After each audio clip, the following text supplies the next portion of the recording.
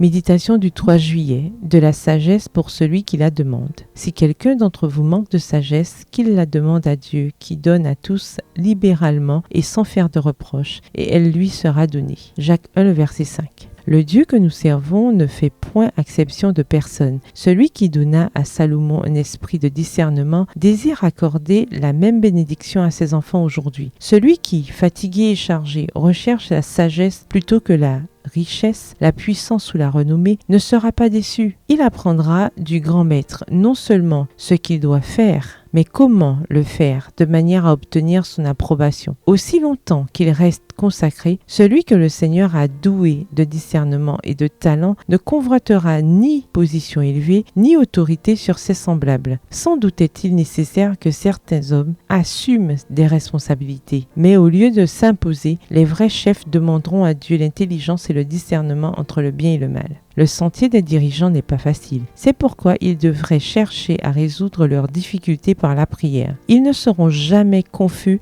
s'ils ont recours à la source de toute sagesse. Fortifiés et éclairés par le divin maître, ils pourront affronter avec succès les mauvaises influences et discerner entre le bien et le mal, entre le vrai et le faux. Ils éprouveront ce que Dieu peut approuver. Ils lutteront farouchement contre les principes erronés. Le Seigneur accordera à Salomon la sagesse qu'il désirait avant toute autre chose, la richesse, les honneurs et une longue vie. La prière qu'il fit monter vers le ciel pour obtenir la vivacité d'esprit, la grandeur d'âme, un cœur intelligent, fut exaucée. Texte tiré du livre Prophètes et Rois, au chapitre 1, aux pages 18 et 19. Il serait bon pour nous d'étudier attentivement la prière de Salomon et de considérer chacune des conditions exigées pour recevoir les riches bénédictions que le Seigneur était prêt à lui accorder. Texte tiré du livre The SDA Bible Commentary, commentaire biblique adventiste, au volume 2, le chapitre 1 Roi 3, à la page 1026. Dieu a exaucé la prière de Salomon et aujourd'hui, il entendra et exaucera les prières de ceux qui, avec foi et humilité, crient à lui pour obtenir de l'aide.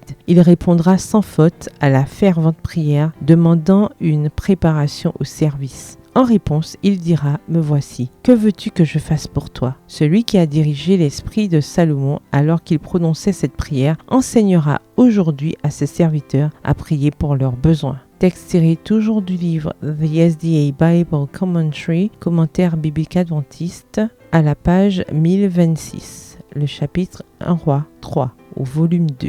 Bonne soirée, que l'Éternel vous bénisse.